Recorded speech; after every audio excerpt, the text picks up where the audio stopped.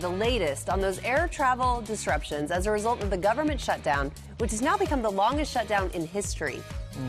Major delays and cancellations at 40 airports Friday, with Thanksgiving travel now just weeks away, less than 2 weeks away. It's hard to believe, Gio.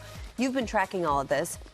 We heard from Melissa Dunn. Already 900 flights today have been canceled. So if you are traveling this weekend, what should you do? What do you need to know? I can't say it enough. Get that airline app. Get it on your phone. Have it ready to go. Have it pulled up. Because when things change, you can go in there and you don't have to call anyone at customer service. Those calls, it's going to take you a long time to get through right now because so many people are making changes. So try to do it yourself on the app. Ready to go. It's going to alert you when there's a major change. There's also a website I love using. It's called FlightAware. And what I use it for is I look at what's happening with my flight, of course, but you could also see what's happening on all flights for that route. And so you may have different options on a different airline, and that may be on schedule, that may be ready to go. So not all of the flights on those routes are being affected, just some of them. So keep that in mind because a lot of these airlines, they're letting you make these changes for free. And sometimes they give you the alert that something's wrong just a little bit too late. Yeah. But if you're watching on FlightAware, right? you can kind of predict some of that stuff. See, you're a travel expert too. Well, I had to call you a couple weeks ago. I was like, what do I do? What do I do?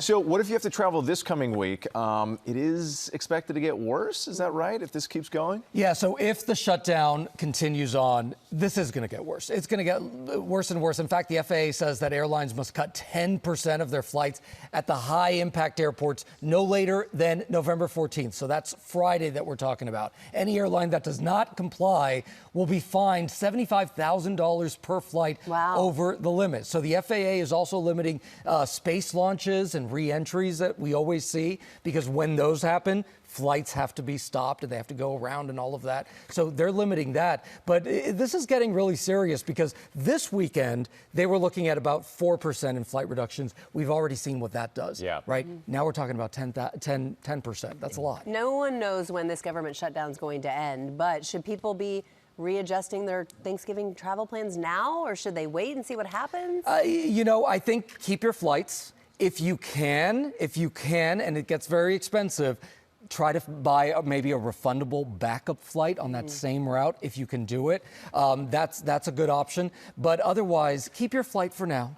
Don't panic. Let's see what happens. See as it develops. If you can drive to a destination, gas up the minivan. Try that, right? Like, you know, go for that little because Christmas vacation on the road. Yeah. So try that. And if you're getting on a flight, get the earliest flight possible. That's always good advice. Always, anytime.